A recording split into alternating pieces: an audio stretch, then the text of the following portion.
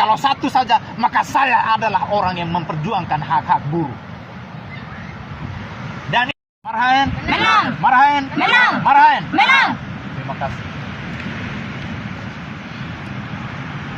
Pada sore hari ini kita berkumpul bersama di sini atas anugerah Tuhan yang Maha Kuasa. Untuk itu, kata yang paling tepat sore hari ini adalah rasa syukur. Rasa syukur kita kepada Tuhan dan atas restu segala leluhur merapu di tanah Sumba, sehingga kita boleh bertemu di tempat ini dalam kondisi yang sehat walafiat. Adik-adik sekalian, DPT dari komisariat, senior-senior yang berkesempatan hadir, momentum hari ini telah dinyatakan tadi bahwa kita memiliki satu tema yang merangkul kita pada hari ini, hari yang bersejarah ini, yaitu terciptanya kader GMNI yang militan dan berkualitas untuk memperjuangkan hak-hak buruh sedunia. Di depan saya ini ada tertulis berjuang bersama buruh, berjuang untuk Marhaen. Banyak sekali refleksi yang terjadi di setiap tahun sejak tahun 1800-an, 1894, tahun 1800-an sampai dengan awal tahun 1900-an. Kemudian ditetapkan 1 Mei sebagai Hari Buruh. Kenapa Hari Buruh? Hari Buruh ini menjadi alasan bersejarah karena para buruh pada saat itu sempat berjuang habis-habisan untuk kehidupan yang layak, yang sejahtera. Tetapi kondisi yang terjadi adalah para buruh bekerja sampai 20 jam sehari. Kemudian diturunkan menjadi 16 jam. Kemudian diturunkan lagi menjadi 12 jam. Kemudian ditetapkan lagi 8 jam per hari. Selain itu juga, bukan persoalan waktu, tetapi bagaimana mereka memperjuangkan hak-hak mereka untuk mendapatkan gaji atau upah yang layak. Kenapa harus diperjuangkan? Mereka ketika berhadapan dengan pimpinan mereka, dengan pemilik modal, pemilik pabrik, pengusaha, mereka tertekan, tetapi mereka tidak mampu berbicara apa-apa selain kepada negara. Dan mereka berharap mungkin suara mereka bisa didengar, supaya bagaimana negara bisa mengambil kebijakan yang berpihak terhadap buruh. Hari Buruh selalu dirayakan. Hari Buruh, kenapa setiap tahun selalu dirayakan? Ketika kita merayakan, bagaimana kita berpesta pora. Hari raya, merayakan, itu selalu identik dengan sukacita. Selalu identik dengan riang gembira. Tetapi kondisi pada tanggal 1 Mei berbanding terbalik. Karena 1 Mei kemudian menjadi hari refleksi. Refleksi atas perjuangan. Dan di dalam perjuangan pasti banyak kesedihan. Siapa sangka kesedihan itu muncul karena buruh menjadi korban. Kenapa jadi korban?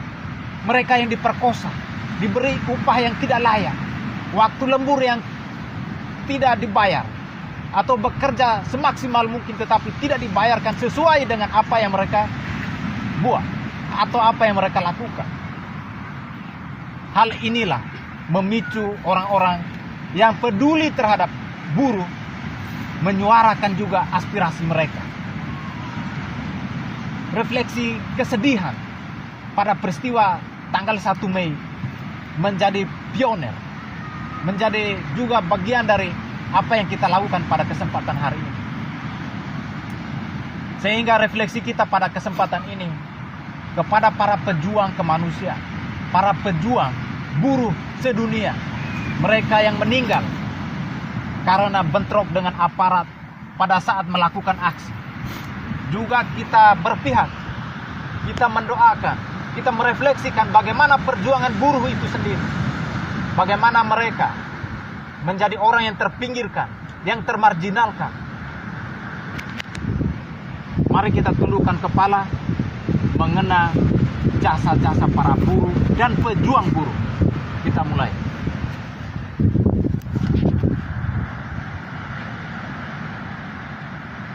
Selesai. Dan kesempatan ini menjadi refleksi untuk kita. Bagaimana dengan kondisi kita hari ini di Kabupaten Sumba Barat Daya, Provinsi Nusa Tenggara Timur? Apakah buruh kita sudah hidup layak? Mereka memperjuangkan sepiring nasi, dibentak, bahkan ada banyak yang diperkosa, tetapi didiamkan karena hanya itulah pekerjaan mereka. Hanya itu saja.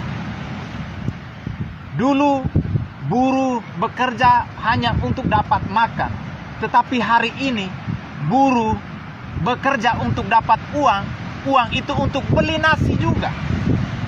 Artinya bahwa tidak ada perubahan. Buruh yang dulu dengan buruh yang sekarang tetap sama saja.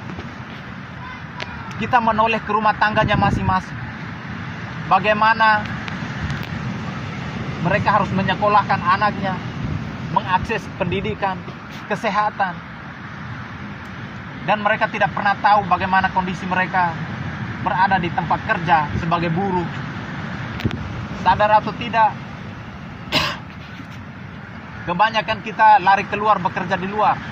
Itu sebagai buruh juga. Kita hanya menunggu kapan mereka gajian dan kita meminta sedikit dari mereka. Tetapi kita tidak pernah tahu bagaimana perjuangan mereka. Atau juga mereka yang bekerja di toko-toko yang ada di Kabupaten Sumba Barat Daya, di rumah-rumah makan, atau di perusahaan-perusahaan.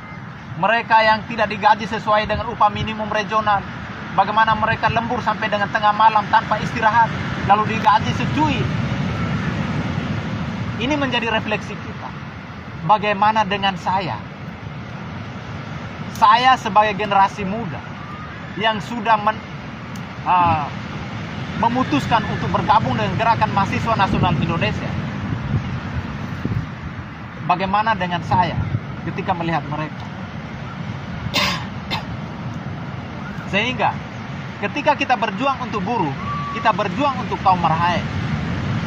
Karena kaum marhaen adalah buruh, petani, nelayan, pedagang asongan, dan mereka yang termarginalkan.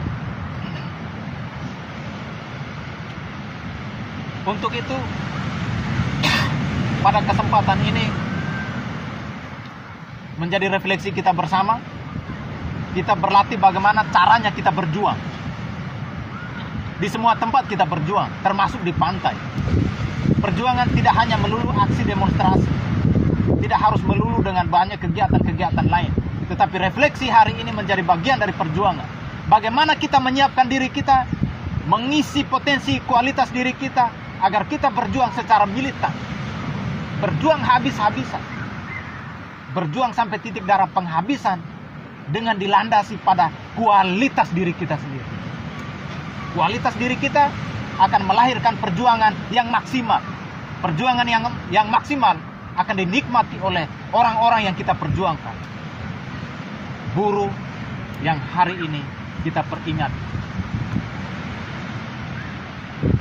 Oleh karena itu, momen yang berharga ini, saya berharap kiranya adik-adik sekalian, saya selalu meyakinkan bahwa ketika saya berjuang, kalau ada 10 orang, pasti saya satu di antara 10. Kalau 5 orang, saya di antara 5 orang. Kalau satu saja, maka saya adalah orang yang memperjuangkan hak-hak buruh. Dan itu tanamkan dalam diri kita masing-masing. Kalau satu orang, saya orangnya yang memperjuangkan hak-hak para buruh. Inilah refleksi kita. Mudah-mudahan setelah penguatan kapasitas pada momentum Hari Buruh ini, kita kembali berpikir dan perjuangan kita harus lebih masif, harus lebih kuat di kesempatan berikut. Sekian dari saya. Kita pekikan sekali lagi perjuangan kita. Merdeka, Merdeka, merdeka, merdeka, merdeka. merdeka. Kita akan berteriak merdeka terus karena kita masih terjajah. Sekian dan terima kasih. Saya kembali.